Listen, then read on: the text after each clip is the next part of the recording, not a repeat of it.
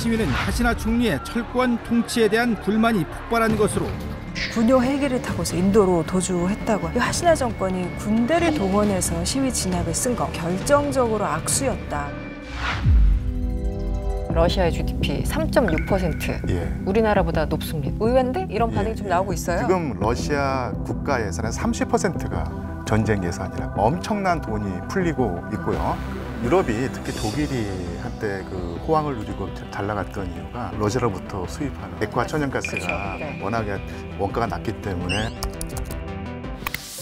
Inflation has eased substantially from a peak of 7%. 미국이 언제부터 이 경기가 좋았냐면 코로나 팬데믹 이후에 정부가 부채 찍어서 돈 풀면서 엄청난 엔캐리 트레이드 자금이 청산된다고 하면 그 엄청난 규모의 자산 가격 폭락이 될 것이고. 국제 이슈가 가까워지는 시간, 이승원의 월드시사 W 이승원입니다. 국제뉴스의 깊이를 더한 월드시사 W와 함께해 주실 전문가 소개하겠습니다. 먼저 구정원 기자님 나오셨습니다. 어서 오세요. 안녕하세요. 네, 그리고 알파고 신하씨 기자 나오셨습니다. 어서 오세요. 안녕하세요. 벨랴코프 일리아 수원대 외국어학부 교수님 나오셨습니다. 어서 오세요. 네, 안녕하십니까. 네, 그리고 류한수 상명대 역사 콘텐츠학과 교수님도 나와주셨습니다. 어서 오세요. 네, 반갑습니다. 네, 반갑습니다. 본격적인 이야기에 앞서서 이번 주 주목할 국제 뉴스부터 짚어보도록 하겠습니다.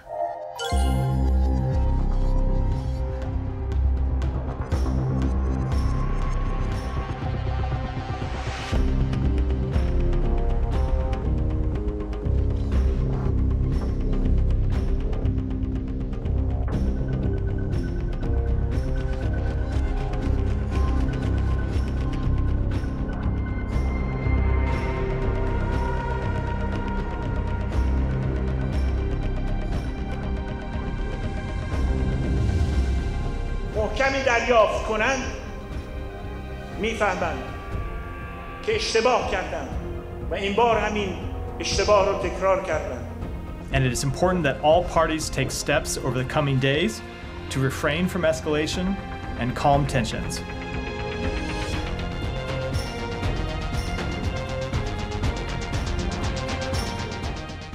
방글라데시 전역에서 반정부 시위가 확산되는 가운데 셰이크 하시나 총리가 전격 사퇴했습니다.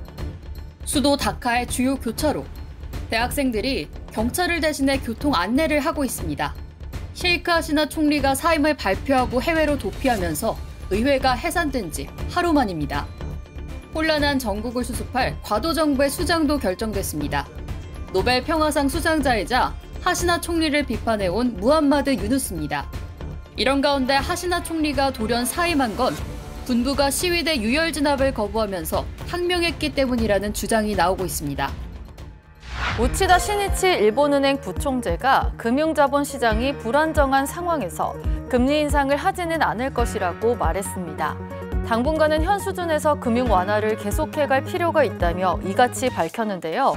그는 지난달 31일 일본은행이 단기 정책금리를 0.25% 정도로 인상한 것과 관련해서는 엔저로 수입 물가가 상승세로 변하는 것을 감안했다고 설명했습니다.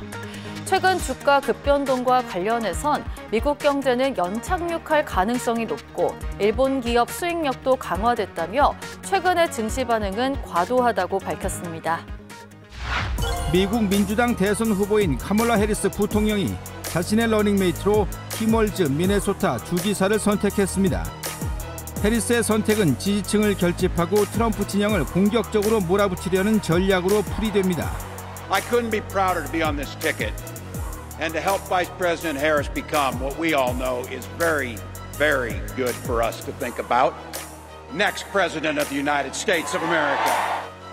월즈는 미국 중서부 출신이기 때문에 민주당 취약 지역인 내륙을 공략할 수 있는 카드로도 기대를 모으고 있습니다.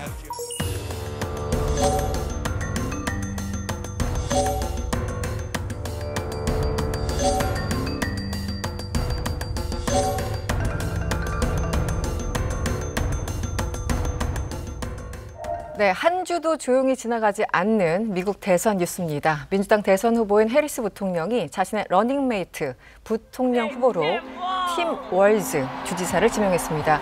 이분이 좀 독특하다고 하는데 먼저 알파 기자님, 이분이 어떤 분인지 소개 좀 부탁드립니다. 일단 이분의 사진 보시면 나이가 좀 약간 있으시다는 거 이제 티가 나실 거고요. 일단은 미네소타로부터 한 6선 정도 하셨거든요. 네. 6선이면 좀 하원 의원? 네, 하원 의원.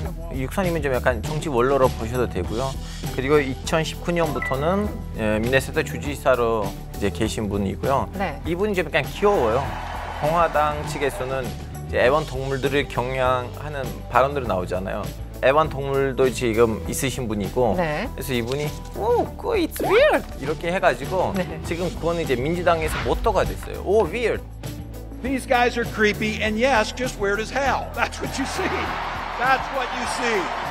그래서 이분이 지금 우리가 항상 그 얘기를 했었잖아요. 이제 대통령은 이제 유색 인종에다가 여성분인데 그럼 무조건 이건 뒷받침되는 거는 백인으로 나와야 되는데 살짝 좀 나이가 어린 백인으로 갈 것인지 아니면 나이가 많으신 백인으로 갈 것인지 물음표였는데 결론적으로 선택이 이렇게 된 거고요. 이제 민주당이 보여주는 거예요. 나이가 많다고 해서 다 트럼프가 아니에요. 이렇게 귀여운 나이가 많으신 백인들도 있다. 그리고 정치를 잘하고 있고 그리고 동시에 이분이 교사예요. 미국의 내세들을 키워줬던 사람이에요. 아시다시피 민주당에서는 부통령은 주로 항상 이렇게 로스쿨 출신 변호사로 붙었잖아요. 이 트럼프가 자꾸 이제 서민들의 마음을 자극하려고 하잖아요. 이분이 바로 서민이에요. 그래서 그런 면에서는 벤스가 가지고 왔던 그 장점을 또 이렇게 쟁탈할 수 있는 존재감만으로도 비판할 수 있는 하나의 아이코닉한 정치인이에요. 미네소타 주지사잖아요. 나이가 그렇게 많지는 않고요, 사실. 60 정도. 60살입니다. 네네. 60살이고 트럼프 바이든 구도보다는 훨씬 지금 젊은 쪽으로 땡겨왔죠. 이제 그 주방위군이라 그러죠. 이제 직업을 가지고 있지만 또 직업 군인이 아니지도 않은 이런 군인. 그 주방위군을 했고 그러니까 여러 가지 면에서 사람들이 참 친근하게 느낄 만한 모든 요소를 다 갖고 있는데 그렇죠. 정치 경력은 사실 전혀 화려한 게 없습니다. 이제 버락 오바마가 신데렐라였다고 하더라도 연방 상원의원 경력은 있었거든요. 그렇죠. 근데 이 사람은 없어요, 그게. 결국은 정치적인 경력 이게 아니라 이 사람이 살아온 행보가 미국인들한테 어떤 느낌을 주고 있느냐. 지금 그게 제 관건인 것 같은데 그러니까 월즈의 고향인 네브라스카와 그 나중에 이제 정치적 고향인데 미네소타가 그러니까 위치상으로는 중부, 중동부 여기 언저리에 있지만 미국인들이 전통적으로 미드웨스트, 중서부라고 부르던 곳이에요. 미국의 형성을 보여주는 그 정서를 갖고 있는 사람이 바로 이 사람인 거예요. 이 월즈의 위어드가 트럼프의 마가, 미국을 다시 위대하게 이 마가를 누를 수 있을 것인가. 지금 그래서 그 싸움이 되지 않을까. 어떻게 보였어요, 교수님? 이 팀 월즈 주지사 지명에 대해서 어느 정도? 30년 전으로 돌아가면 그때 그 엘고 후보하고 민주당의 엘고 후보하고 그 공화당의 조지 부시 후보가 이렇게 격돌을 했는데 누가 보더라도 스펙은 엘고가 훨씬 더 뛰어났거든요. 그렇죠. 그 조지 부시는 엘고에 비해서 바보 소리 들을 정도로 지적 능력이 떨어진다는 그 평가가 있었는데 결국 조지 부시가 승리를 했죠. 네, 어렵게. 그 이유가 미국 평균적인 미국인이 볼 때 엘고를 보면 우리말로 하면 깍쟁이라고 해야 되나요? 너무 엘리트스러운. 정이 안 가는 스타일인데 그 조지 부시는 퇴근길에 동네 술집 가가지고 맥주 한 잔 같이 마시고 싶은 그런 사람이다라고 하는 이미지가 엄청나게 강력한 무기로 작동을 해서 결국은 이제 조지 부시가 이겼는데 월즈가 그 동네 할아버지 아저씨 같은 느낌이고 그런 그 의미에서 상당히 그 강력한 보완자가 되지 않을까 싶습니다. 네, 얼마 전 방글라데시 대규모 반정부 시위에 대해서 전달해 드렸었는데요. 셰이크 하시나 방글라데시 총리가 격화하는 시위에 사임하고 해외로 도피했다는 소식이 전해졌습니다. 이거 진짜 너무 좀 약간 제 가슴 아픈 거 뭐냐면 2012년에 갔을 때는 모하메드 유누스는 그때 이제 셰이크 하시나를 무너뜨리려고 갑자기 이렇게 야권에서 좀 약간 희망이 건 사람을 나왔다가 갑자기 정부 측에서 이 사람이 잘못된 것들을 했는다 하면서 겁을 줘가지고 이분이 나 정치 안 할래 니네들 하세요 이렇게 됐거든요. 포기하게 만들었어요. 네. 이거는 운명이에요. 운명이군요. 네, 12년 만에 어떤 상황인가요, 구정은 기자님? 셰이크 하시나 총리가 5일 이제 사임 발표하고 그 시위대가 이제 그 다카에 있는 총리 관저로 막 몰려드니까 군용 헬기를 타고서 인도로 도주했다고 하는데요. 그러니까 처음에는 공직 할당제 문제. 근데 그 시위가 한 달 넘게 이어지면서 이게 이 억압적인 그다음에 하시나의 독재 이런 것들에 대한 구호가 점점 더 거리를 휩쓸다가 300명 이상이란 얘기도 있고 네. 숫자는 지금 정확하지 않은데 사망을 했습니다. 굉장히 큰 비극이 일어난 거죠. 수십만 명이 거리로 쏟아져 나와가지고 이제 뭐 깃발 흔들고 또 총리 관저 부수고 약탈도 좀 했다고 해요. 근데 이제 방글라데시의 군부가 원래가 항상 중립적인 입장, 그래서 방글라데시 정치에 논란이 많았어도 하시나 정권이 군대를 동원해서 시위 진압에 쓴 거, 이게 결정적으로 악수였다 이런 얘기들이 나와요. 그래서 이제 그렇게 되니까 전직 군 장성들이 일제히 안 된다. 또 일부는 시위대를 지지하는 이런 상황으로 갔거든요. 그 법적인 그 정부 수반인 대통령이 있습니다. 그래서 모하메드 샤하부딘 대통령의 군부하고 그다음에 대학생 시위 지도부, 이제 야당 인사들 하시나 정부가 전부 다 체포했던 사람들을 일단 풀어주고 그들을 다 모아서 일종의 긴급 연석회를 한 거죠. 그래서 거기서 이제 무하마드 유누스, 그러니까 예전에 그 마이크로 크레딧, 가난한 사람들을 위한 은행가 이걸로 유명했었죠. 그래서 과도 정부 수장으로 결정했는데 유누스 자체가 나이가 워낙 많습니다. 84살이에요. 그래서 정치적인 영향력을 어느 정도나 할진 모르겠는데 일단 이제 총선 준비하고 이제 그 정부 수립 과정을 맡게 되겠죠. 그런데 초대 총리 딸이자 하시나의 정적인 할리드 지아, 그 사람도 총리를 지낸 여성인데 사실 둘은 누가 뭐 더 낫다 나쁘다가 아니라 비슷한 성향인데 그냥 정적이었던 거거든요. 근데 지금 일단 할리드 지아도 그래서 석방이 됐습니다. 그래서 앞으로 또 어떻게 될지, 근데 거기도 고령이에요. 그래서 이제 어떻게 될지 조금 새 인물이 나올지 지금 진짜 갈림길인 것 같아요. 네.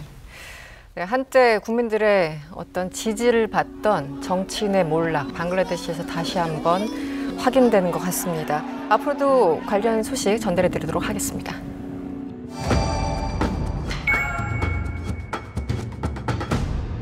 우크라이나 전쟁이 시작된 지 2년이 훌쩍 지났습니다. 상당한 피로감도 쌓이고 있죠. 현재 러시아 상황, 그리고 이 위기에 직접적으로 노출된 유럽 경제 상황을 두루두루 알아보겠습니다. 오늘의 이슈 W 주제는 러시아, 다 너 때문이야? 입니다.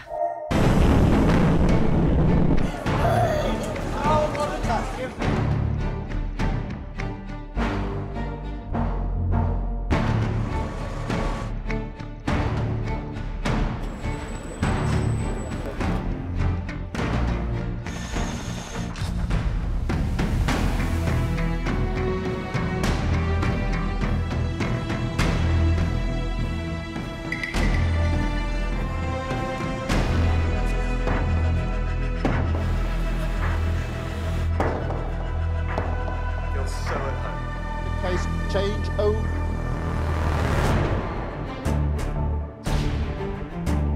Priorité absolue à la santé.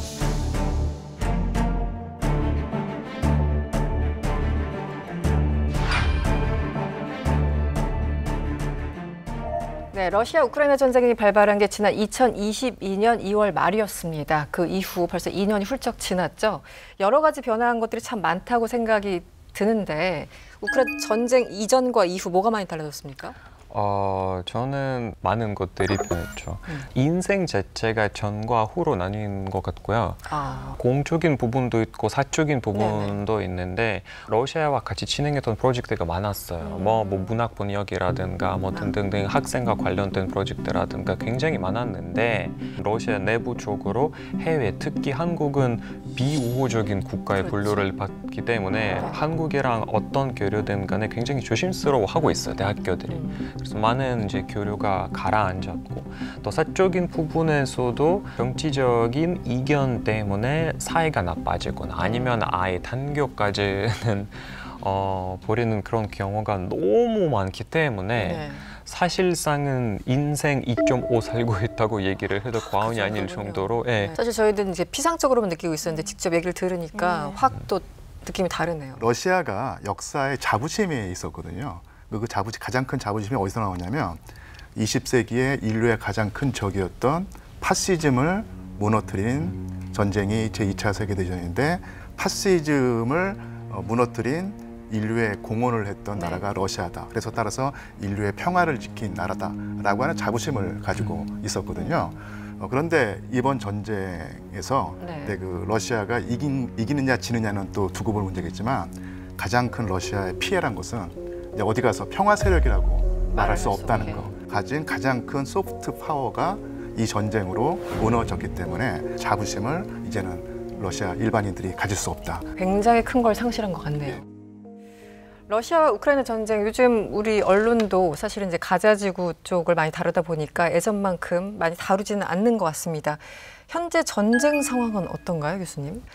그러니까 큰 변화가 없는 것 같습니다. 계속 이제 왔다 갔다 하고 공격, 반격 계속 왔다 하는데 전 사실은 군사적인 뉴스보다 사회적인 뉴스에 더 관심을 많이 기울이는 사람이기 때문에 지금 경제가 굉장히 많은 타격을 받고 있는 상황에서 경제적인 뉴스에서도 굉장히 많이 나오고 있습니다. 네, 경제 얘기를 하셨으니까 바로 가죠.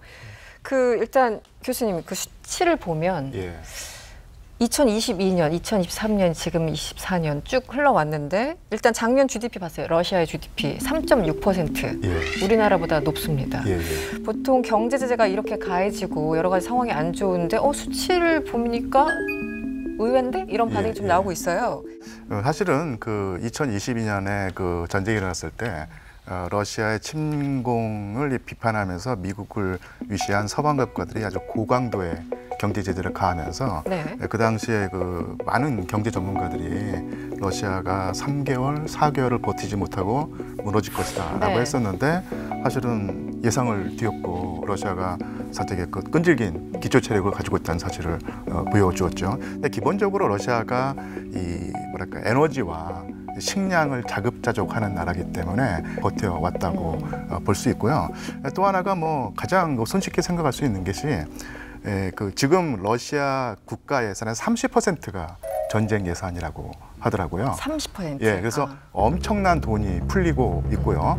또한 그 수십만 명의 그 러시아 젊은이들을 전선에 투입하고 있는데 거기서 받는 위험수당이라든지 월급 이런 것이 러시아 평균적인 젊은이가 벌 수 있는 연봉의 3배, 4배, 5배가 된다고 합니다.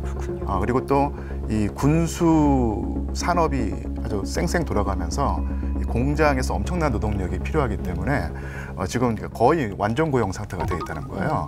그래서 전쟁을 통해서 돈이 많이 풀리니까 경제 수치가 좋아질 수밖에 없겠죠. GDP는 어쨌든 숫자로만 얘기를 하는 거니까. 제가 궁금한 거 있는데요. 그 처음에는 이제 전쟁이 나왔을 때는 이제 경제 제재가 들어오니까 유명한 브랜드 짜땡 아니면 이제 햄버거 브랜드 맥땡 이런 것들이 다 문을 닫아놔 지금 다시 문을 열었지만 다른 이름으로 해. 근데 똑같은 디자인. 그 자리에. 그 자리에. 제가 지금 궁금한 거 뭐냐면 서민들이 체감하는 경제 영향이 얼마나 있는지 친구분들한테 들으셨다면 좀 전달해 주세요. 그러니까 이거는 GDP 이야기, 군수 사업 이야기를 하면 숫자상으로는 굉장히 좋아졌다고 우리가 얘기를 할 수는 있지만 실제로 예를 들어서 우리 부모님이랑 통화를 하잖아요. 부모님은 이제 블라디보스톡에 살고 있어요. 지금요? 네, 그렇게 잘 사는 모스크바가 아니라 전형적인 러시아 지방에 있는 도시인 블라디보스톡에 살고 있는데 전쟁 전보다 굉장히 많이 악화됐다고 상황이 안 좋아졌다고 계속 저에게 항의를 하고 계세요. 그러니까 예를 들어서 약국에서 엄마가 원래 먹는 약이 사라졌어요. 그러니까 이것도 원래는 예상치 않은 건데 러시아에서 약국에서 파는 약국의 거의 60%가 해외산이었다는 게 갑자기 사람들이 알게 됐어요. 그 전쟁 중에 몰랐던 사실이고 그래서 러시아에 그 대체로 쓸 수 있는 약이 있는데 효과가 훨씬 떨어져요. 그래서 시장으로 가면 예전에 1,000루블 가지고 살 수 있는 분량은 지금 절대 못 사고 계속 저에게 베리류가 얼마나 채소가 얼마나 많이 올라갔는지 계속 그런 항의를 하고 있어요. 예전에 전쟁 이후에는 제가 그래도 돈을 보냈어요. 어느 정도. 그러니까 지금은 러시아에서 돈 송금이 다 금지되어 있기 때문에 그래서 못 보내고 있고 지금 굉장히 그러니까 우리 집안 같은 경우는 이런 면에서 봤을 때는 굉장히 많이 안 좋아졌다고 제가 얘기를 할 수 있는 것 같습니다. 유럽에서는 지금 경제 제재 때문에 원자재가 수입이 안 돼서 그런 건지 아니면 제조업 자체가 러시아가 굉장히 약해서 그런 것들을 잘 못 만들고 원래 그냥 그런 것들을 계속해서 외국산을 써왔기 때문인지 좀 궁금하거든요. 이유가 다양하고요. 이거는 분야별로 좀 이유가 다르겠지만 러시아가 기술로 따졌으면 그렇게 위대한 나라가 아니에요. 그러니까 지금도 그게 여기저기 다 보이고 있어요. 그러니까 예를 들어서 2022년에 러시아가 자기 비행기를 원래 만드는 나라가 맞아요. 근데 소련이 붕괴되면서 지금 우크라이나 전쟁과 같이 30년 동안 러시아가 자기 힘으로 만든 비행기가 거의 없어요. 대부분 다 수입이에요. 심지어 그렇게 자랑하고 있는 수호의 슈퍼젯이라는 게 있는데 그것도 이탈리아 산입 70% 넘어요. 그래요? 네.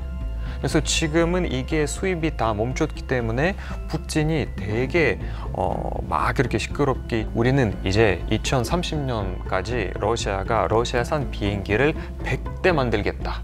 그러면 2024년 10개, 2025년 20개 막 이렇게 아주 자세한 플랜을 놓았는데 지금은 전쟁이 시작한 지 3년이 넘었잖아요.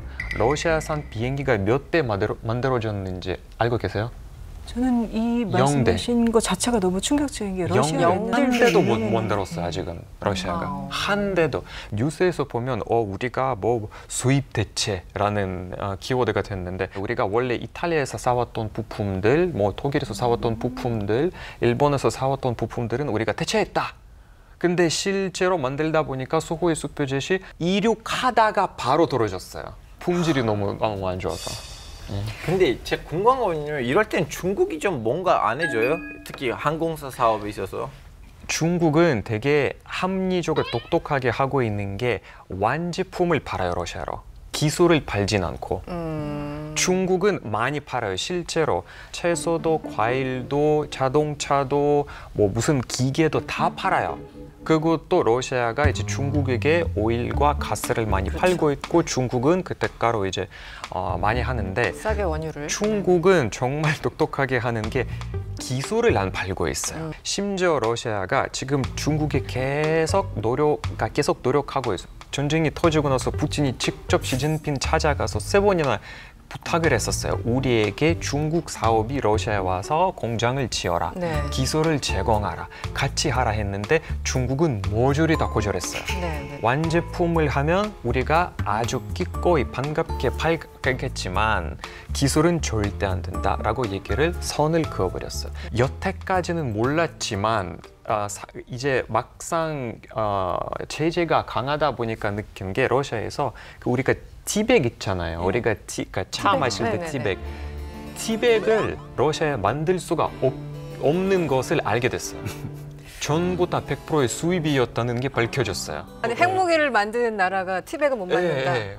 러시아라는 나라의 특성이 그러니까 이란과 고랑이 너무 차이가 납니다.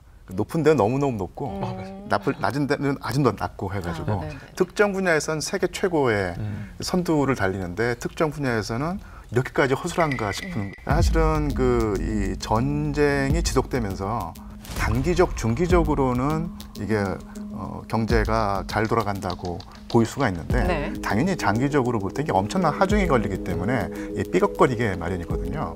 방어 전쟁을 할 때는 정말로 도저히 못 버티겠다 싶은 상황도 러시아 사람들은 너무너무 잘 버티거든요. 내부적으로 결속을 잘하게 되니까. 뭐 제2차 세계대전이 그렇게 했는데 이 전쟁이 결국은 남의 나라 땅에서 벌어진 전쟁이기 때문에 거기서 오는 스트레스나 하중이 어느 순간에 임계치에 달하면 전쟁 특수에 따른 호황이란 것이 급전직할 수 있다. 이런 가능성을 충분히 생각할 수 있겠죠. 임계점 자체가 아예 달라지는. 14년에 그 크림반도 병합하고 그다음에 이제 경제 제재 막 받을 때도 러시아 전문가분들이 일단 러시아 사람들이 버티는 건 잘한다. 언제까지 참을 수 있어요? 14년부터 벌써 10년이 지났는데 10년간 참아왔는데 농담 반 진담 반으로요. 러시아 사람들은 3가지만 있으면 어떤 고통도 다 겪어낼 수 있다고 합니다. 보드카? 보드카 아닙니다. 감자. 그다음에 빵. 그리고 겨울에 뜨거운 물 나오면은 어떤 고난도 다 이길 수 있다고 생각을 하거든요. 감자, 빵, 뜨거운 물. 네, 뜨거운 물이요.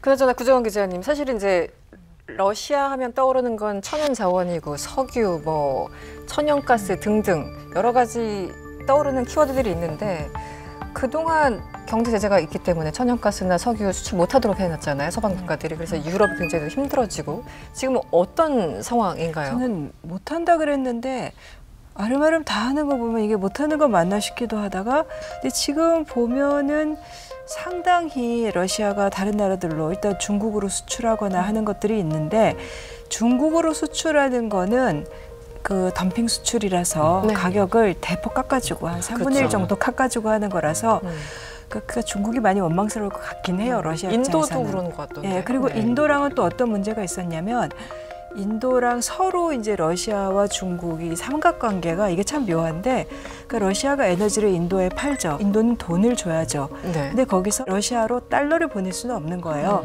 그래서 그거를 중국 위안화로 결제를 합니다. 이게 아주 이상한 구도예요. 인도의 루피를 받아가지고는 현실적으로 네. 국제 경제에서 살 수 있는 게 많지 않기 때문에 티백은 많이 살 수 있을 것 같은데. 네, 근데 그러면 이제 인도 입장에서는 그거는 거의 남 좋은 일 하는 이런 거 같고 자기네 화폐를 무시당하는 거고 여러 가지 그래서 그 문제를 가지고 한참 왈가왈부했었는데 그러니까 거기서도 어떻게 보면 최후의 승자는 중국이 되는 이상한 거에서. 이제 제재가 일관되다라고 볼 수는 참 없을 것 같고 그다음에 이제 러시아가 수출하는 에너지 자원이라든가 비금속 자원을 계속해서 받아들이는 나라들이 있고 러시아는 지금 에너지 수출에서 뭐 어마어마하게 타격을 입었다라고 보기는 힘들 것 같습니다. 네. 제가 교수님 자료를 찾아보니까 2020년 기준이긴 한데 유럽의 러시아 뭐 천연가스 이쪽 의존도를 봤더니 유럽이 그동안 의존하고 있던 게 천연가스가 38%. 원유는 25% 이렇게 어마어마하더라고요. 그래서 그 이후에 유럽이 엄청나게 인플레이션 있고 하지 않았습니까? 실제 어느 정도였는지요? 유럽이 특히 독일이 한때 그 호황을 누리고 잘 나갔던 이유가 물론 테크놀로지 수준이 높기도 하겠지만 러시아로부터 수입하는 액화 천연가스가 워낙에 원가가 낮기 때문에 그 거기서 오는 그 경쟁력이 있었는데 이 전쟁으로 이게 끊겼다고 합니다. 네.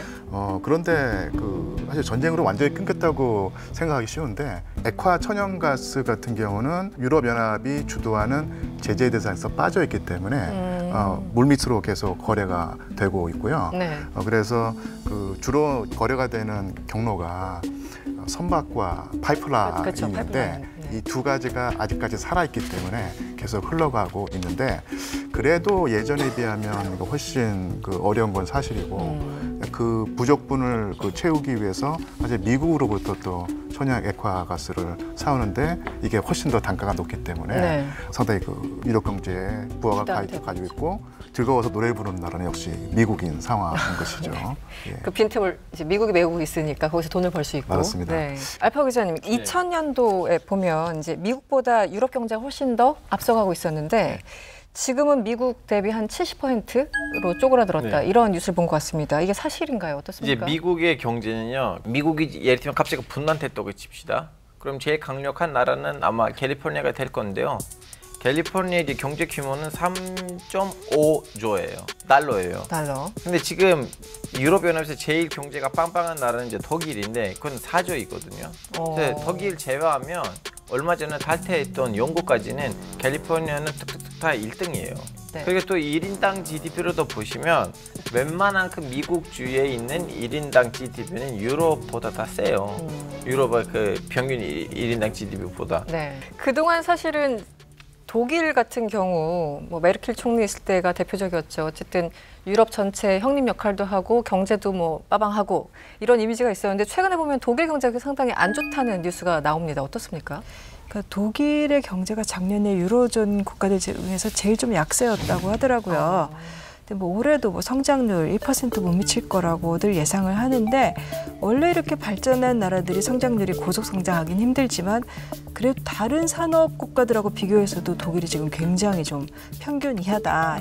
그런데 또 예산 문제도 불거졌고 이 예산이 이제 올해 예산안에 대해서 작년 11월 달에 독일 그 연방 헌법재판소가 위헌 판결을 내려버렸거든요. 이제 그때 이슈가 된 게 코로나19 대응에 쓰기로 한 예산 상당 규모로 이거를 이제 기후 대응 그러니까 에너지 전환 예산으로 쓰기로 한 거. 이거는 위헌이다라고 한 건데 이게 아마 뭐 헌법재판소니까 당연히 법리대로 따졌겠지만 결국은 재정 확대 못하고 허리띠 졸라매야 될 거고 그러면은 더더욱 더 경제는 위축될 가능성이 높고 근데 이제 연정안에서 지금 이견이 굉장히 많은데 이걸 어떻게 숄츠 총리가 딱 하나로 끌고 가거나 이러지는 못한 것 같아요. 리더십이 굉장히 흔들리는 거예요. 그런 것 같고 이제 그리고 뭐 고질적인 관료주의 그다음에 이제 투자 부족 문제 이제 그래서 더 혁신을 하겠다라고 야심차게 에너지 전환과 함께 간다라고 했는데 그게 이번에 그러면 이제 그 예산을 확보를 못하게 된 거고, 또 하나 문제는 그 수출이죠. 결국은 그 수출 지향 구조인데 이제 글로벌 성장이 둔화되고 중국 쪽 수요가 제한적인 거, 이런 영향 때문에 그 동력이 굉장히 많이 약해진 것 같아요. 교수님, 다른 나라들은 어떻습니까? 뭐 이탈리아, 프랑스 여러 나라들이 있는데. 좀 최근에 그 외신을 보신 분들은 깜짝 놀라셨겠지만 지금 영국에서 그 폭동이 일어났는데 이게 결국은 이주민 문제가 결국 영국 하층민의 어떤 신경을 건드려서 이렇게 큰 그 사단이 일어났고, 제가 사실 개인적으로는 영국 유학생인데 예, 그 2000년대 초까지 영국에서 지냈었는데요. 그때 영국과는 완전히 다른 것 같아요. 지금과 영국 사회 분위기 전체 달라졌습니다. 그래서 하지만 그 영국보다는 사정이 나은 나라들이 그나마 그 대륙에 있는 이탈리아라든지 아니면 프랑스일 텐데 이런 나라들이 사실은 영국보다 상대적으로 낫다 뿐이지 영국의 어떤 그 경제 성장률이 0.1% 뭐 이럴 때 1% 안팎이어가지고요. 2%가 채 안 되거든요. 단기적으로 볼 때 우크라이나 러시아 전쟁으로 인해서 에너지 수급이 원활치 않고 그리고 코로나 시절에 거기도 그 경제를 살리기 위해서 엄청나게 그 돈을 풀었는데 그 여파가 지금 나타나고 있고요. 이렇게 엎친 데 겹친 격으로. 그래서 사실은 그 G7이라고 해서 딱 우리 G7이라고 하면은 세계 경제를 주도하는 가장 강력한 경제 강국이라고 생각하고 있는데 지금은 어떻게 보면은 그 효용 가치를 잃고 있는 것이 아닌가. 그렇죠. 네, 러시아 우크라이나 전쟁에 대해서 얘기를 좀 하고 있는데요. 그 이후에 유럽의 어떤 경제 상황, 부담에 대해서도 함께 얘기를 좀 나눠봤습니다. 알파 기자님, 이 전쟁이 대체 언제 끝납니까? 저는 그쪽 동네 사람들한테 물어보세요. 중동 아니면 얘기 안 해요, 이제? 아무래도 푸틴이 이 전쟁을 전쟁 없이 마무리할 거라고 제가 생각을 했었고, 그때 저의 지재 능력이 빵점이었다는 걸 제가 깨달았고. 아니, 우크라이나 전쟁이 발발할 거라고 생각하지 못한 전문가들도 많아요. 저는 이제 100점 100승의 장군 되고 싶었는데 지금 100점 99승 됐어요. 1점이 모자라요? 지금 이제 미국 대선도 앞두고 있어가지고 이 대선만 끝나면 어떤 식으로든 정리가 될 것이다 라는 얘기가 좀 있습니다. 그러니까 어떻게든 정리가 될 거라는 거는 조금 지나친 주책인 것 같고요. 미국의 대선이 아주 확실한 변수가 될 거라는 건 누구나 부정할 수 있는 그런 사실이고요. 대통령으로부터 나오는 그런 변수일 수도 있고, 아니면 러시아 내부적으로 일어난 우리가 작년에 목격했던 그 프리고진 반란과 같은 그런 다시 한번 사건이 일어날 수도 있고요. 또 러시아 경제가 더 이상 버틸 수 없을 만큼의 흠이 막 이렇게 보이기 시작했고 도저히 못 버티겠다고 푸틴이 뭔가에 손을 내밀 수도 있고, 그러니까 여러 가지 시나리오가 있어요. 그렇게 표현할 수 있을 것 같은데요. 그러니까 현 상태만 놓고 보면 러시아가 승기를 잡은 듯하다. 그래서 전쟁에 유리한 고지에 올라서긴 했는데, 우크라이나는 제가 볼 때 상당히 갈팡질팡하고 있는 게, 젤렌스키 대통령도 어떤 시점에서는 영토 회복을 포기하면서까지도 평화협상을 진전해야 된다고 하는 그런 입장을 밝힐 때도 있고, 또 얼마 지나지 않아서 절대로 그럴 수 없다라고 하면서 번복하는 입장이 있는데, 이게 그러니까 결국은 그 우크라이나 지도부 안에 있는 불안정한 심리 상태를 보여주고 있다고 생각을 하는데, 그 젤렌스키 행정부가 그러니까 이판사판으로 사고를 크게 쳐서, 그러니까 미국 사실은 그 지금 네타냐후가 그 바이든 행정부의 통제에서 벗어나서 계속 돌발 행동을 하면서 전쟁을 키우고 있는데, 젤렌스키 대통령도 그런 식의 행동을 할 가능성을 또 배제할 수 없다고 보여요. 그래서 그 미국이 그 통제하는 선을 넘어서서 러시아를 자극하게 됐을 경우에 여기에 젤렌스키 대통령이 돌발 변수로 작용할 가능성을 배제할 수 없다. 이런 러시아 본토를 그럴 수가 있겠죠. 미국이 주는 무기로. 러시아군 총참모장은 현지 시간으로 7일 1000명에 이르는 우크라이나군의 러시아 본토 공격을 저지했다고 밝혔습니다. Киевский режим предпринял очередную масштабную провокацию, ведет неизбирательную стрельбу из разных видов оружия. 세상은 우크라이나 전쟁 이전과 이후로 나뉠 듯합니다. 전쟁 이후 유럽의 모습은 확실히 바뀌었고, 미국도 대선 결과에 따라서 또 다른 격변이 예상됩니다. 30년 동안 유지된 국제 질서는 이제 확실한 변화에 들어선 듯합니다.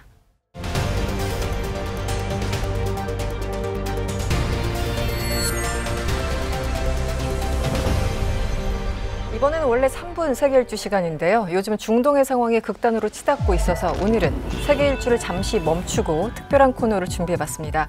알파고의 긴급 중동 브리핑 시간입니다. 하마스 지도자 하니에를 이스라엘이 암살한 이후 이란의 보복 공격이 임박한 것으로 알려져 있는데요. 알파 기자님한테 물어볼 게 참 많습니다. 일단 지금 상황은 어떤가요?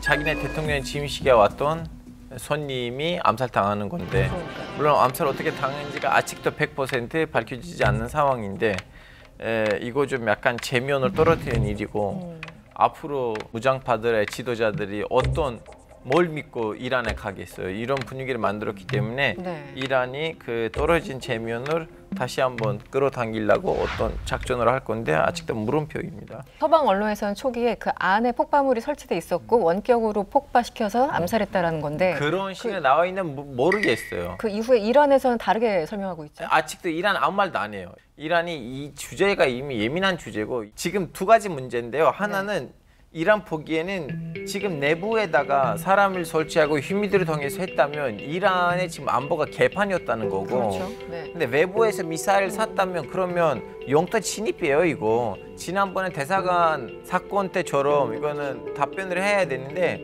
솔직히 말하자면 이렇게 강하게 안 나올 거 아닌가라는 생각을 하다가 정예 지도자 하마네이는 보복하겠다고 했기 때문에 이제 여기로부터 유턴하기 힘들어요. 그렇죠.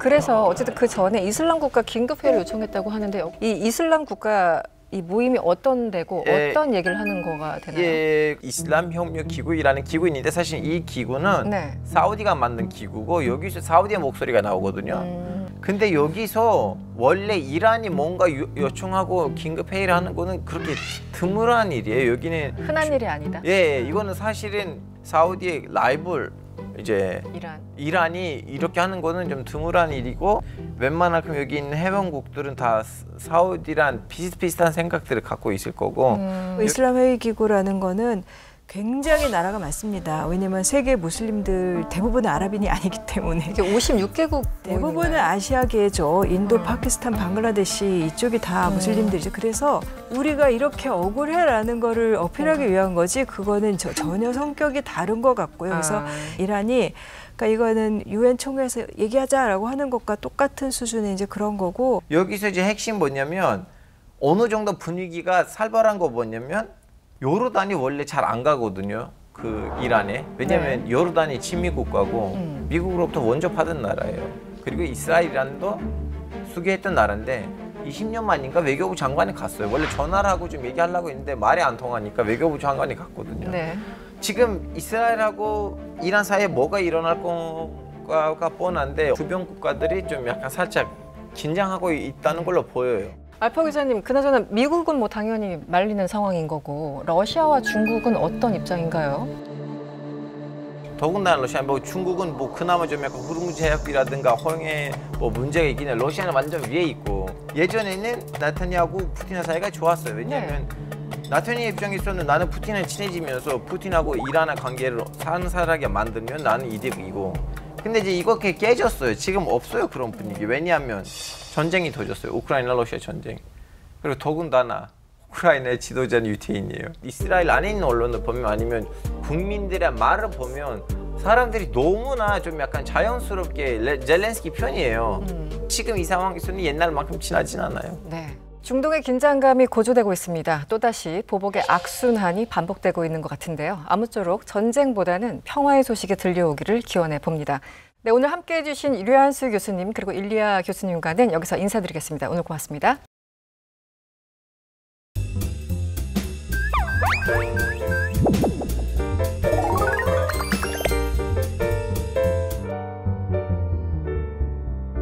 소소한 듯하지만 결코 소소하지 않은 문제를 연구해보는 소소한 문제 연구소 시간입니다. 오늘은 이창민 한국외대 융합일본지역학부 교수님 나오셨습니다. 어서 오세요. 예, 반갑습니다. 한국외대 이창민입니다.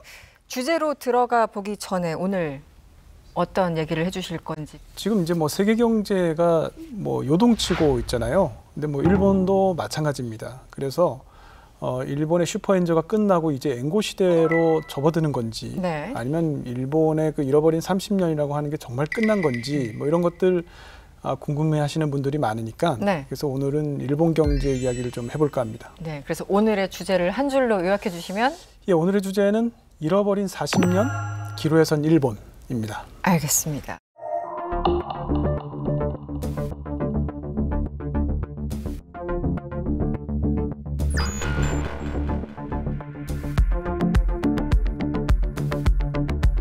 일본 니케이 지수가 사상 최대 낙폭을 블랙 먼데이를 뛰어넘어 가장 컸습니다.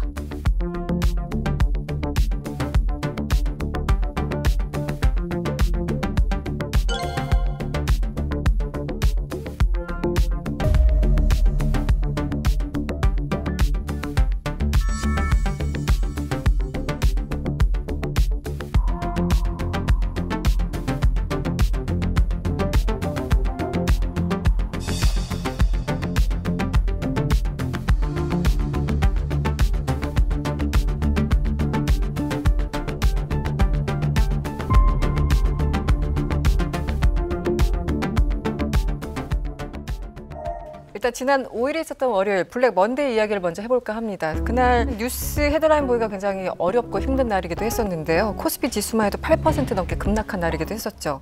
먼저 지금 약간 회복세를 보이긴 했는데 구정 기자님 어느 정도 상황인가요? 지금 시장을 좀 설명해 주시면. 참 말씀드리기 어려운 게 하도 요동을 치다 보니까 일단 그날은 뭐 코스피 지수가 200포인트, 뭐 8% 넘게 떨어져서 뭐 하루 낙폭으로는 최대치였다. 뭐 이런 얘기도 받고 뭐 하루에 코스피에서 200조 원이 날아갔다. 코스닥에서 43조 원이 증발했다. 저는 이런 소식 들으면 돈이라는 게 과연 실체가 있는 건가 좀 그런 의문도 들더라고요. 그렇죠. 뭐 일본과 대만 등등 아시아 증시도 뭐 줄줄이 하락했고 니케이는 1987년에 그 블랙 먼데이 그때보다도 낙폭이 컸다 이런 보도들이 나오더라고요. 87년 이후 최악이다 뭐 이런 건가요? 네. 근데 이제 뭐 미국 실업률 통계가 예상했던 거, 시장이 기대했던 것보다 좀 안 좋게 나왔다는 얘기도 있고, 그다음에 미국의 그 테크 기업들 인공지능 그 AI 거품이 지금 꺼진 거 아니냐 이런 얘기도 나왔고 정말 하루마다 분석이 바뀌어요. 그래서 지금 양상은 굉장히 혼란스러운 것 같아요. 지금 나오고 있는 이야기 중에 본질적으로 우리가 그동안 미국의 경제 성장, 탄탄했던 미국의 경제 성장을 쭉 몇 년간 지켜봤는데 이게 혹시 신기루가 아닐까? 이런 얘기가 일단 있습니다. 무슨 말이냐면 가만히 기억을 해보시면 미국이 언제부터 이 경기가 좋았냐면 코로나 팬데믹 이후에 정부가 국채 찍어서 돈 풀면서 엄청나게 경기 부양하면서 경기가 좋아졌거든요. 그러면서 미국 경기를 계속 이렇게 띄워왔고 결국 그것 때문에 물가가 8%, 9%까지 폭등을 했고요. 그래서 미국의 연준이 그 튀어오르는 물가를 잡으려고 금리를 5.5%까지 급격하게 올렸죠. 원래 이렇게 금리를 올리면 유동성이 줄어들고 시장의 돈줄이 말라야 되는데 미국은 그렇지 않았어요. 굉장히 유동성이 풍부했거든요. 그걸 누가 공급했냐면 일본이 공급했던 거죠, 사실은. 그러니까 우리가 소위 말하는 엔캐리 트레이드 자금이라고 해서 금리가 싼 일본에서 돈을 빌려서 전 세계에 뭐 고금리의 수익이 나는 상품들을 샀는데 특히 미국의 채권이나 주식에 투자가 많이 되면서 이렇게 돈줄이 마른 미국의 일본에서 계속 유동성이 공급이 되다 보니까 미국의 경제 성장이 계속 되고 있는 것처럼 이제 좀 착시 효과가 있었던 거 아닌가 하는 그런 생각이 들고요. 그러던 와중에 그 제조업 PMI 지수 발표되면서 이게 50 이하면은 이 경기가 하강하고 50 이상이 돼야 경기가 상승하는데 원래 예상했던 것보다 더 안 좋았잖아요. 그래서 뭐 46.8인가 나와서 뭐 실업률도 올라가고요. 그래서 이제 그게 하나 트리거인데 더 중요한 트리거는 7월 31일 날 일본은행이 금리를 0에서 0.1%에서 0.25%로 올렸습니다. 그런데 8월 1일 날 FRB가 9월부터 금리 인하하겠다고 발표를 했잖아요. 결국에는 미국과 일본의 금리차, 미일 간의 금리차가 줄어들고 이렇게 미일 간의 금리차가 줄어들면 엔캐리 트레이드 자금이 빨리 일본으로 돌아가야 되거든요. 왜냐하면 해외에서 아무리 돈을 벌어도 이 환차손을 입어버리면 의미가 없으니까 빨리 일본으로 돌아가야 된다는 거죠. 결국 이렇게 이걸 청산된다고 하는데 엔캐리 트레이드 자금이 청산된다고 하면 그 엄청난 규모의 자금이 미국의 채권이나 주식시장에서 또는 전 세계 금융시장에서 빠져나가면 뭐 자산 가격 폭락이 될 것이고 그러한 이제 공포심 때문에 주가가 폭락했을 거라고 예상을 합니다.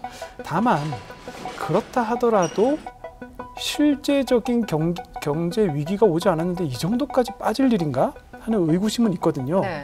그래서 이제 한 가지 이야기되는 게 지금 우리가 AI를 이용해 가지고 너무 그 알고리즘 매매나 프로그램 매매를 너무 많이 걸어놔가지고 이게 이제 연쇄 반응을 일으키면서 실제보다 과대하게 위기를 인지하고 주식을 팔고 이랬던 게 아닌가 하는 얘기도 있습니다. 그래서 저는 이게 일정 부분 맞는 얘기인 것 같아요. 왜냐하면 하루 만에 다시 복귀했기 때문에. 예. 근데 그 일본이 뭐 잃어버린 뭐 몇십 년 이렇게 계속 얘기를 했지만 그래도 최근에 좀 호황이었다라고 하는데 이번에 이렇게 막 미국 시장 여파로 이렇게 떨어지는 거 보면서 일본은 충격을 좀 많이 받았을 것 같아요. 일본 분위기는 어떤가요? 엄청난 패닉이었죠. 예, 왜냐하면 아시겠지만 일본이 주가가 예전에 가장 높았을 때가 1989년 12월 29일 종가인데 38,915엔. 제가 왜 이걸 외우고 있냐면 변하지 않으니까 20-30년 변하지 않았기 때문에 38,915엔이었습니다. 그런데 버블이 붕괴되고 그게 한 4분의 1 토막이 나서 8,000엔, 9,000엔대까지 떨어져서 그게 한 20년 이상 쭉 유지가 됐어요. 그게 2013년에 아베노믹스 본격화되면서 조금씩 오르기 시작하다가 사실 최근 2년 동안 주가가 엄청나게 올랐거든요. 50% 이상 올랐습니다. 그래서 42,000엔대까지 올랐죠.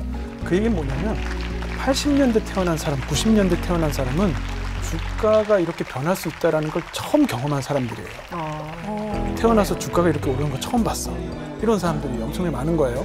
그래서 주린이들이 엄청 많이 이렇게 오르는데 나도 주식 투자 해봐야 되겠다. 너도 나도 이제 그렇죠. 몰려들기 시작한. 그래서 일본 정부도 이거를 호응하기 위해서 신니사 제도라고 비과세 이 통장을 개설하게 해줬어요. 그래서 일본 대학생들 사이에 주식 투자 붐이 일었어요. 너 놓으면 오른다. 그래서 너도 나도 주식 투자 시작했는데 역대급으로 떨어진 거예요. 8월 5일 날. 그랬는데 그 다음날 역대급으로 또 오른 겁니다. 멀미가 나는 상황이에요. 이 충격은 저희가 느끼는 충격보다 몇 배 더 태어나서 처음 보는 사실은 광경인 거죠. 그래서 그 정도로 굉장히 일본에서 충격이 지금 크다. 사실 이제 얼마 전에 그 블룸버그나 이런데 특히 이제 경제 쪽 초점을 맞춘 이런 데서는 뭐 속보로 일본이 금리 올렸다, 뭐 17년 만이다. 이게 어떤 여파를 미칠까 엄청나게 분석 기사를 쏟아내고 하더라고요. 일본이 왜 지금 그렇게 한참 동안 머물렀던 저금리에서 벗어나서 제로금리에서 벗어나서 금리를 왜 인상한 건지 좀 근본적인 이유를 설명해 주시면요. 사실은 이제 경제적으로 보면은 지금 금리를 올린 판단이 과연 옳았을까라고 이야기하는 사람들이 많습니다. 비판하는 사람들이 많습니다. 왜냐하면 수치를 보면요. 그 경제 성장률을 보면 2023년 2분기에 1% 성장했거든요. 근데 3분기에 마이너스 0.9%로 역성장했어요. 그런데 4분기에는 다시 0%로 올라왔고요. 24년 1분기에는 마이너스 0.5%로 다시 역성장합니다. 이거를 이제 더블 딥이라고 이야기를 하죠. 이렇게 더블 딥이 발생하면 장기 침체에 빠질 가능성이 큽니다. 그러니까 일본 경제가 완전히 이 불황에서 벗어났냐라고 하면 좀 애매한 상황인 거예요. 게다가 GDP 갭도 계속 마이너스였고요. 광공업 지수도 마이너스였습니다. 그래서 금리를 올리기가 굉장히 쉽지 않은 상황인데 한 가지는 달러당 160엔을 넘을 정도의 슈퍼엔저 상황이 굉장히 일본의 그 경제 상황을 힘들게 만들었습니다. 왜냐하면 이 슈퍼엔저가 되면 수입 물가가 올라가서 서민들이 굉장히 물가고 생활고를 겪습니다. 그래서 실질 임금이 줄어들고 소비가 줄어드니까 이게 결국에는 슈퍼엔저 때문에 계속해서 경기 침체골이 깊어지는 거예요. 그래서 150엔대 정도까지는 일본은행이 참아보려고 했는데 160엔대가 되니까 이거는 더 이상 엔저가 진행되면 완전히 소비 심리가 위축되겠다고 생각을 한 게 하나 있고요. 그런데 그럼에도 불구하고 올린 데에는 경제의 외적인 이유도 하나 또 생각할 수가 있습니다. 뭐가 있냐면 정치적인 압력이 있을 수 있습니다. 왜냐하면 지금 키시다 총리가 지지율이 굉장히 낮거든요. 특히 작년 연말에 정치 자금 스캔들이 있고 나서 거의 지지율이 10%대로 떨어졌어요. 근데 이제 총재 선거가 9월에 있기 때문에 마음이 급한 거죠. 빨리 경제 상황이라도 좋게 해서 지지율을 끌어올려야 되는데 그러기 위해서는 결국에는 실질 임금을 플러스로 만들어야 되고 그러려면은 물가를 잡아야 되고 물가를 잡기 위해서는 결국에는 금리를 인상하는 방법밖에 없죠. 그래서 4월 26일 날 이 우에다 총재가 기자회견할 때는 뭐라고 얘기했냐면 엔화 약세와 물가 상승률은 별 관계가 없다라고 얘기를 했었거든요. 4월 달에. 네. 근데 그렇게 얘기하고 나서 4월 29일 날 시장이 야 이제 일본은행 총재가 엔저를 용인하는가 보다 이래가지고 1달러에 160엔으로 그냥 엄청나게 올라갔습니다. 그래서 실언했구나 이러고 있는데 기시다 총리가 우에다 총재랑 이제 만나죠. 5월 8일 날 일주일 뒤에 만나고 나서 이 우에다 총재의 발언이 미묘하게 바뀌어요. 가만히 생각해 보니까 영향이 있는 것 같다. 그러니까 이제 정치적인 압력이 어느 정도는 작용을 했을 수 있다 이렇게 지금 보고 있는 거죠. 교수님 지금 이 일본은행이 2% 물가를 목표로 두고 그걸 위해서 좀 노력하고 있는데요. 이 2% 왜 2%예요? 그 여기에다가 의미가 있어요? 왜 3 아니고 왜 1 아니고 왜 2예요? 예. 굉장히 어려운 질문인데요. 네. 일본이 사실은 장기간 디플레이션 문제를 겪었었죠. 물가가 계속 하락하는 디플레이션 문제를 겪었는데 이 경험적인 추계를 봤을 때 대략적으로 2%가 마일드한 급격한 인플레이션이나 디플레이션 없이 안정적으로 경제가 성장하더라라는 어떤 경험칙에서 오는 부분이거든요. 그래서 사실은 일본이 이 2% 목표를 이미 달성을 했어요. 2022년 4월부터 27개월 연속 목표 달성했거든요. 일본은행이 이제 마이너스 금리 철폐하고 금리를 진작에 올렸어도 됐는데 그동안 안 하고 쭉 지켜본 겁니다. 주저 하면서. 왜 지켜봤느냐가 이제 중요한데 물가 상승률이 2% 달성은 됐는데 소비가 살아나지 않았습니다. 소비가 살아나려면 실질임금이 늘어나야 되는데 일본은 지금 계속해서 실질임금 상승률이 마이너스거든요. 임금이 올라가지 않다 보니까 결국에는 소비도 계속 저하되고 최근에는 엔저 때문에 물가가 폭등하니까 실질임금이 더 이제 하락을 해서 소비가 이제 안 살아나는 거죠. 그래서 이 물가를 잡아서 실질임금을 끌어올려서 소비를 좀 살려야 되겠다라는 생각으로 금리를 7월 31일에 이제 끌어올린 거죠. 0.25%. 그런데 그렇게 했더니 지금 난리가 났잖아요. 지구촌이 난리가 났잖아요. 그래서 일본은행이 아차 싶어서 이게 추가 금리 인상은 좀 힘들 것 같다 이런 얘기를 지금 이제 하고 있습니다. 추가 인상은? 임금 올라가지 못하면 국민이 일어나야죠. 그렇죠. 엔저 같은 경우는 사실 이제 말씀해 주신 것처럼 엔저 하다 보니까 수입 물가 비싸지고 물가가 너무 비싸니까 사람들은 실질 임금이 줄어들고 내수 쪼그라들고 뭐 이런 상황이잖아요. 일단 또 엔화 가치가 오르게 되면 장단점이 있을 거잖아요. 어떤 장단점이 있나요? 엔화 가치가 오르게 되면은 뭐 지금 기대하고 있는 거는 수입 물가를 잡아서 뭐 실질 임금이 올라가면은 소득이 늘어나니까 소비가 늘어나서 경기가 좀 살아나지 않을까. 이렇게 이제 생각을 하고 있습니다만 장기적으로 이 문제가 될 수 있는 거는 세대 간의 격차가 벌어질 수 있습니다. 거기 또 세대 간. 왜 그러냐면요. 일본이 전 세계에 지금 해외 금융 자산이 제일 많은 나라거든요. 어느 정도 있냐면 2,199조엔 있어요. 그게 얼마죠? 20조 원인가요? 2경이 넘는 돈이죠. 상상이 안 되는 돈. 그런데 이 중에 절반 정도가 현금이나 예금입니다. 많은 가계금융자산 중에 대부분을 70대 이상 고령층이 가지고 있습니다. 그래서 이 싱크탱크에서 추계한 결과를 보면 이번에 이렇게 금리 인상했기 때문에 70대 고령층에서는 연간 한 13만 원 정도 이자 수입이 발생할 거라 그래요. 그런데 문제는 30대에서는 주택담보대출을 받고 있는 사람이 많으니까 이자 부담이 한 60만 원 정도 발생할 거라고 합니다. 그러니까 고령층은 소비 성향도 크지 않고 또 돈 쓸 때도 사실은 젊은 사람보다 많지 않고 또 추가로 수입이 생기면 저축을 하는 또 습관이 있어요. 근데 지금 당장 돈이 필요한 30대, 40대는 추가적으로 이자 부담을 해야 되니까 결국에는 이 두 가지가 합쳐지면 소비 위축이 돼서 결국에는 일본의 경기 침체로 빠져들 가능성도 있다. 그러니까 두 가지 효과 중에 어떤 게 크냐에 따라서 이제 앞으로 일본 경제의 어떤 향방이 결정될 것 같습니다. 근데 교수님 제가 그 유튜버들의 영상들 많이 보거든요. 거기 이제 길거리에 있는 일본인한테 물어보고 있는데 우리나라 경제가 망했는데 우리 이제 희망이 없어요. 이민에 고민하고 있다는 그러한 여론도 있는데 그럼 그 사람들이 왜 그렇게 생각해요? 일본 사람들이 이야기하는 거는 이제 최근에 아마 이제 슈퍼엔저 때문에 일본이 너무 가난해졌다. 해외 나가니까 돈 쓸 수도 없고 너무 힘들다. 그리고 임금 인상을 했다고는 하지만 실제 임금은 계속 마이너스였거든요. 그러니까 주머니는 비어가는데 수입 물가는 점점 올라가고 생활은 팍팍해지고 그래서 이제 힘들다고 한 건데 그런데 그럼에도 불구하고 일본 사람들이 버틸 수 있었던 이유는 뭐냐면 실업률이 굉장히 낮아요. 대부분의 일본인들이 지금 현재 일본의 실업률이 한 2.6% 되거든요. 이 얘기는 일하고 싶은 의사와 능력이 있는 사람은 누구나 일하고 있다는 뜻이고요. 우리가 보통 실업률 3%를 완전고용 상태. 그 얘기는 무슨 말이냐면 3%보다 낮다는 얘기는 원하지 않는 사람도 일을 하고 있는 상황입니다, 지금. 그러니까 일손이 너무 부족하니까 대학생 같은 경우는 내정률이라고 해서 이 졸업하기 전에 직장 회사에 내정을 받거든요. 내정률이 98%가 넘습니다. 원하는 사람은 모두가 취업을 하는 구조예요. 정말 지금 일손 부족 문제가 심각하기 때문에. 그나저나 지난 6월이었는데요. 이 한국의 1인당 국민소득이 처음으로 일본을 앞섰다 이런 기사를 본 것 같습니다.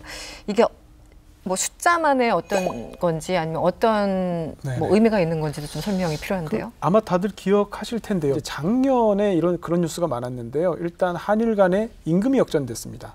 그리고 이제 급기야는 올해 들어서 한국과 일본 간의 1인당 국민소득이 역전됐다 이런 뉴스가 나왔는데 우리 그때 그 소식 듣자마자 태극기를 잡아가지고 광화문 가서 휘날렸거든요. 그런데 우리가 좀 냉정해져야 돼요. 냉정해져야 된다. 왜냐하면 이 뉴스를 너무 확대 해석할 필요가 없습니다. 일본에선 지금 어떤 뉴스가 나왔냐면 작년에 일본이 세계 3위의 경제대국에서 4위로 내려앉고 그 대신에 독일이 세계 3위로 올라갔다. 올해는 아마 인도하고 순위가 또 뒤바뀐 될 거다라는 뉴스가 나왔어요. 이게 왜 그러냐면 다들 아시다시피 엔저 때문에. 그러니까 달러로 환산하다 보니까 일본의 부가 계속 쪼그라드는 효과가 있었던 거죠. 네네. 그래서 지금 뭐 최근에 다시 엔고로 돌아섰잖아요. 그래서 순위는 언제든지 변동될 수 있고 우리가 이제 너무 순위에 사실은 집착할 필요는 없을 것 같고 성적에 집착하죠. 그런데요, 교수님, 이 엔고 기조로 바뀌면 결국은 이제 사실은 뭐 세상에 무슨 일이 일어나든 가장 중요한 건 우리한테 어떤 영향이냐 이런 거지 않습니까? 그래서 우리 경제에 어떤 영향이 있을까요? 네, 뭐 여러 가지 생각을 해볼 수 있습니다. 엔고로 바뀌면 우리가 많이 듣는 얘기가 이제 한국과 일본의 기업 간의 경쟁 관계가 있기 때문에 수출이 우리가 좀 더 유리하지 않을까 뭐 이런 얘기도 있고 이제 일본 여행은 다 갔다 뭐 이런 얘기도 있고 또 뭐 엔화로 투자하신 분들은 이제 이익 실현의 시기가 언제냐 뭐 이런 얘기도 있습니다. 여러 가지 이슈가 있을 수 있는데 사실 한국 경제는 물론이고 세계 경제에 가장 큰 영향을 미칠 수 있는 게 바로 엔캐리 트레이드의 청산이에요. 그러니까 아까 말씀드린 것처럼 미국과 일본 사이의 금리 차가 축소되면 언제든지 엔캐리 트레이드 자금의 청산이 일어나 왔는데 지금까지 발생했습니다만 문제는 이 청산의 속도입니다. 그러니까 굉장히 급격하게 청산되면은 이 한국의 코스피가 엄청나게 폭락할 수도 있고요. 완만하게 청산되면 뭐 그렇게까지 되진 않을 텐데 우리가 역사적으로 봤을 때 급격하게 청산되고 코스피가 붕괴되고 전 세계 경제가 휘청했던 때가 있습니다. 그러니까 98년에는 이제 IT 버블이 붕괴되면서 그랬고 2008년에는 이제 글로벌 금융위기 때 그랬고요. 2020년에는 코로나19 이후에 그랬습니다. 적을 때는 코스피가 40% 가까이 빠졌고요. 많을 때는 거의 60% 가까이 빠졌거든요. 그래서 만약에 달러당 140엔대 후반에서 150엔대 같으면 완만하게 청산이 될 텐데 8월 5일 날 달러당 141엔까지 올랐잖아요. 140엔대 초반이나 130엔대까지 엔이 급속하게 올라가면 엔캐리 트레이드 청산이 굉장히 빠른 속도로 될 수도 있다고 보고 있습니다. 일본 언론들은 지난달 일본은행이 금리 인상을 결정한 뒤 패닉을 유발했다라는 제목의 기사를 썼었죠. 다음 달 사실상 총리를 결정하는 자민당 총재 선거를 앞두고 기시다 후미오 정권에 또다시 먹구름이 끼는 듯합니다.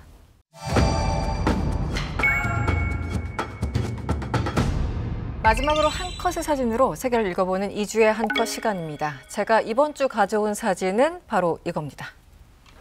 저분은 왠지 알 것 같아요. 구정은 기자님은 알 것 같아요. 어떤 사진인지. 모릅니다. 몰라요? 모르지만 일단 무언가 굉장히 감동적인 장면을 연출하려고 한 것 같은데. 알포 기자님 어떤 느낌이 드시나요? 이 사진 보고?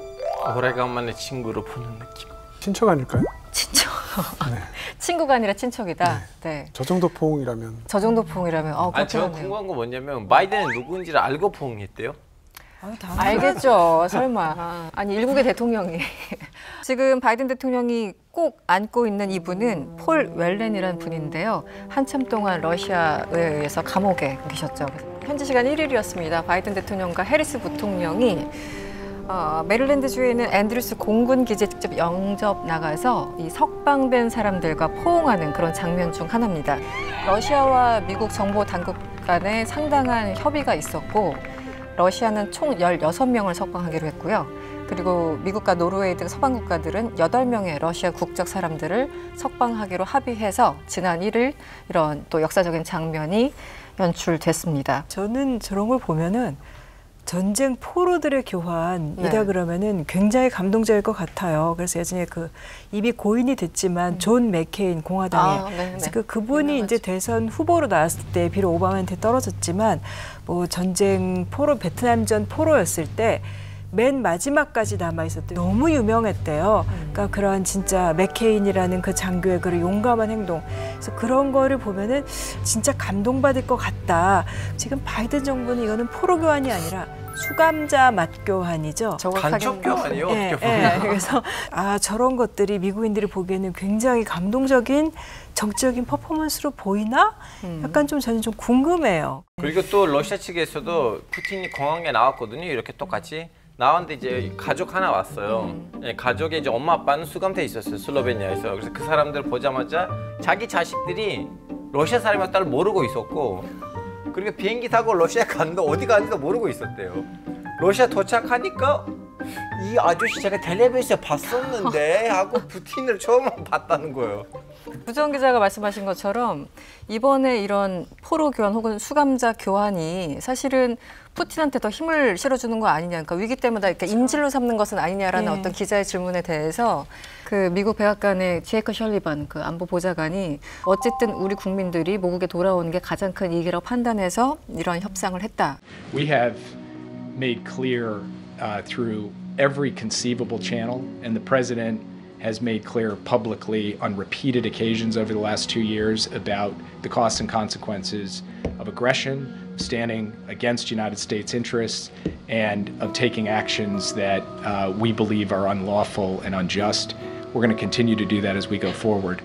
이스라엘의 네타냐후가 자국민들한테 비난받는 가장 큰 이유가 우리 국민을 안전하게 빼내오지 못한 거, 그거는 거의 정부의 존재 이유나 다름없는 거라서 그런 면에서 볼 때는 이제 바이든이 그럼 러시아랑 이런 판국에 지금 협상해가지고 러시아가 원하는 사람 다 내주고 이게 옳은 거냐라고 비판을 하긴 쉽지만 뭐 협상할 수밖에 없었던 것도 그것도 정부의 기능 중에 하나잖아요. 그래서 이제 저런 거는 또 필요한 조치였다고 보는데 아무튼 도널드 트럼프는 또 많이 욕했다죠.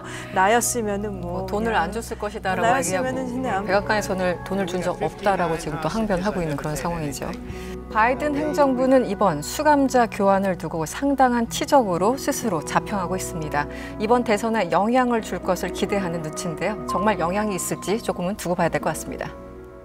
이승원의 월드시사 W, 저희가 준비한 내용은 여기까지입니다. 다음 주 이 시간에 다시 찾아뵙겠습니다. 시청해주신 여러분 고맙습니다.